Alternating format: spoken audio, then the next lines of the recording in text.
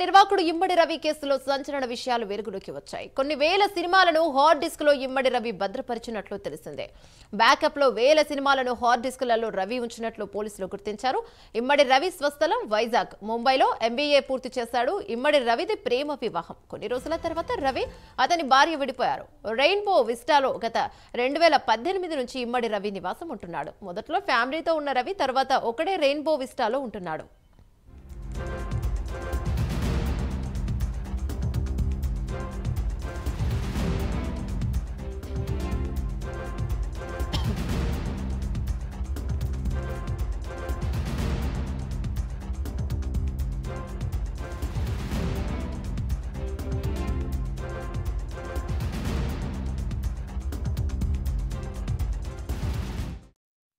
Community వాసులు అడిగితే software engineer అని రవి చెప్పాడు. అయితే 2 సాఫ్ట్వేర్ కంపెనీలలో సీఈఓగా ఉన్న విషయం తెలిసి పోలీసులు విస్తుపోయారు.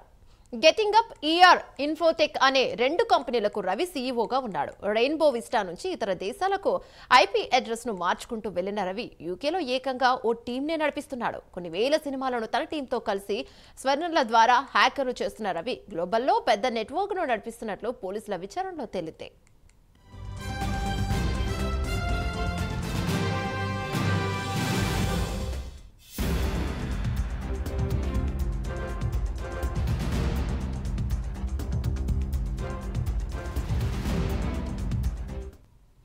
తెలుగు సినిమాలను పైరసీ చేస్తూ సినీ ఇండస్ట్రీకి పోలీసులకు సవాలుగా మారిన ఐబొమ్మ నిర్వాకుడు ఇమ్మడి రవి ఎట్టకేలకు పోలీసులకు చిక్కిన సంగతి తెలిసిందే. శనివారం ఉదయం నెదర్లాండ్స్ నుండి హైదరాబాద్ కు వచ్చిన రవిని కూకట్పల్లిలో పోలీసులు అదుపులోకి తీసుకున్నారు. రవి విదేశాల్లో ఉంటూ పైరసీ తతంగాన్ని నడిపాడు. అందుకు స్థానికంగా ఉన్న కొద్దిమంది వ్యక్తుల సహకారం కూడా తీసుకున్నాడు. ఇటీవల ఈ పైరసీకి సహకరిస్తున్న పలువురిని పోలీసులు అరెస్ట్ చేసిన సంగతి తెలిసిందే.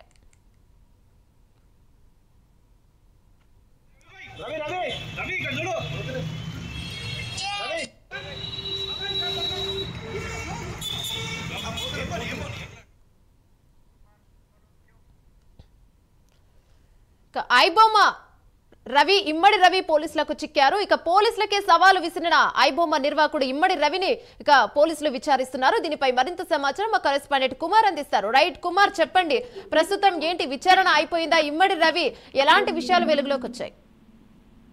Thank you Yamuna.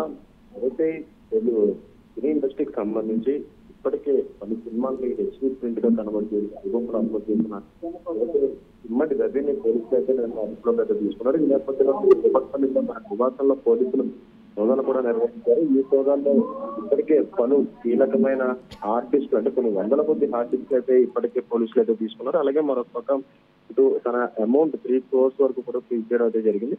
ముఖ్యంగా ఏదైతే ఈ ఐబొమ్మ రవి అంటే ఇమ్మడి రవి వచ్చేసి ఇటు కెరేబియన్ దీవుల్లోని ముఖ్యంగా ఒక ప్రాంతంలో కొన్ని సర్వర్స్ ఏర్పాటు చేసుకుని అలాగే ఇటు ఓటీటీ ప్లాట్ఫామ్ సంబంధించి సర్వర్స్ అన్ని కూడా హ్యాక్ చేసి దాంట్లో ఉన్న సినిమా డేటా మొత్తం కూడా ఐబొమ్మ అలాగే బొప్పమ్మ అనే వెబ్సైట్స్ లోని ఏదైతే అప్లోడ్ చేయడం జరిగింది. అలాగే ప్రేక్షకులకు దాన్ని ఫ్రీగా ఏదైతే వీక్షించే విధంగా ఆ వెబ్సైట్ ను కూడా తయారు చేశారు. ఆ తర్వాత ఏదైతే అదే వెబ్సైట్స్ లోని ముఖ్యంగా బెట్టింగ్ యాప్స్ ప్రమోషన్స్ కూడా చేయడంతో కూడా పోలీసులు దీన్ని సవాలుగా తీసుకుని ముఖ్యంగా ఐబొమ్మ ఇమ్మడి రవిని అయితే అదుపులోకి తీసుకునేందుకు అనేక విధాలుగా హైదరాబాద్ పోలీసులు అయితే ప్రయత్నించారు.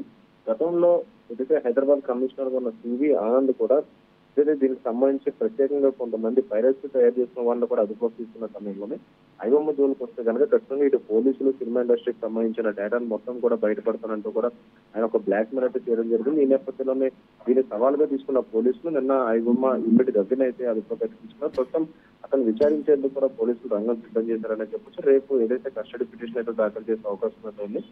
ఈ కస్టడీ పిటిషన్ 7 రోజుల వరకు కూడా కస్టడీ తీసుకుని ఐబొమ్మను విచారించే అవకాశం అయితే ఉన్నాయని చెప్పచ్చు. మనం రైట్ కుమార్, దీనిపై ఇప్పటి వరకు అంటే ఎప్పటి నుంచో కూడా బెట్టింగ్ యాప్లని కానీ మిగతా వెబ్సైట్లని కూడా పట్టుకున్నారు పోలీసులు. అయితే ఈ పోలీసులకే సవాల్ను విసిరారు ఐబొమ్మ రవి. కాబట్టి దాని గురించి దీన్ని గట్టి ఛాలెంజ్ గా తీసుకొని ఎట్టకేలకు రవిని పట్టుకున్నారు. అయితే దీనిపై సినీ ఇండస్ట్రీ వాళ్ళు ఎలా స్పందిస్తున్నారని చెప్పుకోవచ్చు?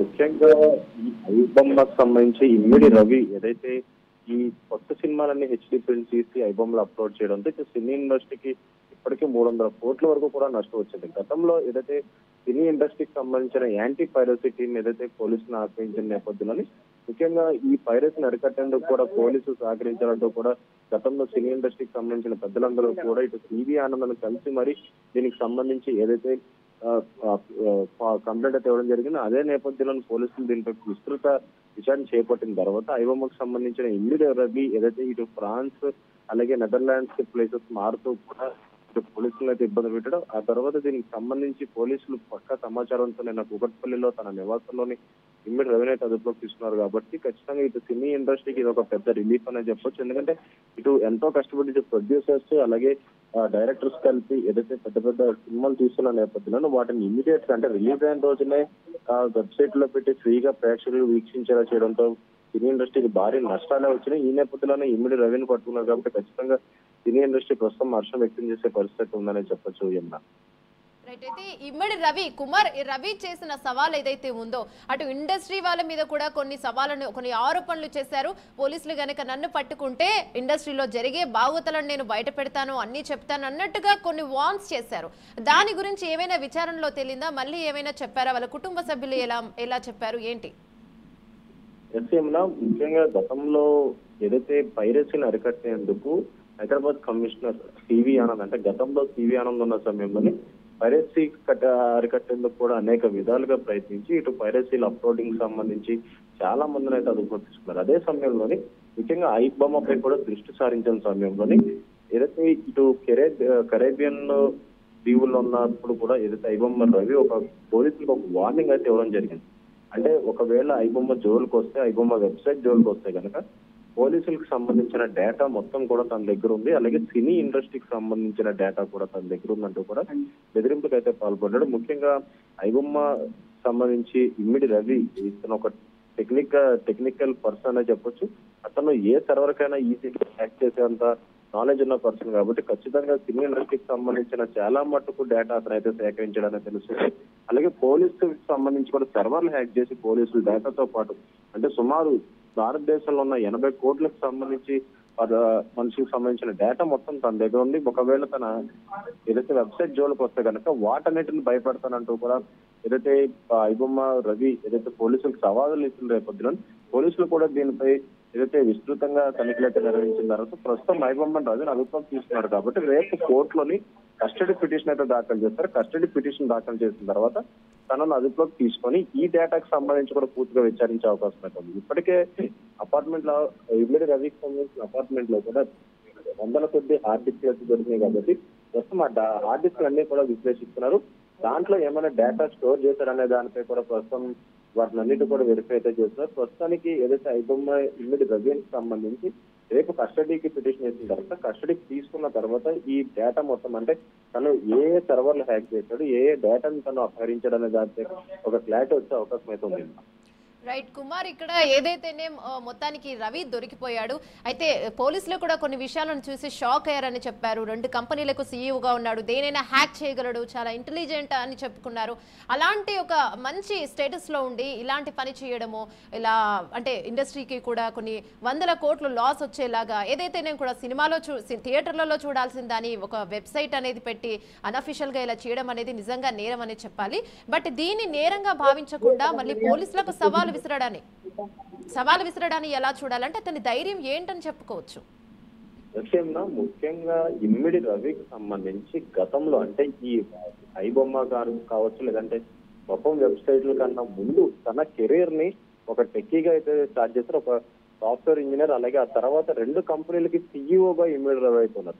అయితే తన వ్యక్తిగత విషయానికి వస్తే 5 ఏళ్ల క్రితం ఏదైతే తన భార్యతో విడాకులు తీసుకున్న తర్వాత ఒంటరిగానే కరేబియన్ దీవుల్లో ఇటు రవి అయితే ఉన్నాడు. ఆ తర్వాత ఏదైతే ఈ వెబ్సైట్స్ అనేది ఆ తర్వాత అయితే లాంచ్ చేశారు. అంటే 7-8 ఏళ్లుగా ఏదైతే ఈ వెబ్సైట్స్ పై పూర్తిగా అవగాహన వచ్చిన తర్వాత ముఖ్యంగా ఈ వెబ్సైట్ స్టార్ట్ చేశాడు. గతంలో అంటే ఈ ఐబొమ్మ వెబ్సైట్ స్టార్ట్ చేసిన సమయంలో వాటిని బ్లాక్ చేసిన తర్వాత మొత్తం అలాగే వన్ లాంటివి కొన్ని వెబ్సైట్స్ కూడా సేమ్ దాంట్లోనే పేరెంటల్ వెబ్సైట్స్ గా వాటిని అయితే చేయడం జరిగింది. ఆ తర్వాత ఏదైతే ఓటీటీ ప్లాట్ఫామ్స్ పై అంటే సినిమా రిలీజ్ అయిన తర్వాత వాటిని ఆ ఓటీటీ ప్లాట్ఫామ్స్ సర్వర్ నుంచి హ్యాక్ చేసి వాటిని ఐబొమ్మ వెబ్సైట్ లో ఏదైతే అప్లోడ్ చేయడం జరుగుతుంది. కాకపోతే ఇందులో ముఖ్యంగా చూసుకున్నట్టయితే 2 కంపెనీలకు సీఈఓగా పనిచేసిన ఇమ్మిడి రవి ఇలాంటి వెబ్సైట్స్ క్రియేట్ చేసి అంటే సినీ ఇండస్ట్రీకి ఇంత భారీ మొత్తంలో నష్టాన్ని కలిగించేలాగా సుమారు 300 కోట్ల వరకు కూడా ఇప్పటికీ రవి వల్ల సినీ ఇండస్ట్రీకి అయితే నష్టం జరిగింది. ముఖ్యంగా దానికి సంబంధించి ఏదైతే ఈ వెబ్సైట్స్ లోని సినిమా రిలీజ్ చేయడంతో కూడా ప్రేక్షకులు ఎక్కువ ఏదైతే ఇలాంటి వెబ్సైట్స్ అయితే ఆకర్షితులైతారు. ముఖ్యంగా ఫ్రీ సినిమా రైట్. అంటే హెచ్డి ప్రింట్ లో వస్తే ఖచ్చితంగా ఇవే చూస్తారు కాబట్టి ప్రస్తుతం రేపొద్దున విచారణలో ఐబొమ్మ రవికి సంబంధించి పూర్తి వివరాలు అయితే బయటకు వచ్చే అవకాశం అయితే ఉంది.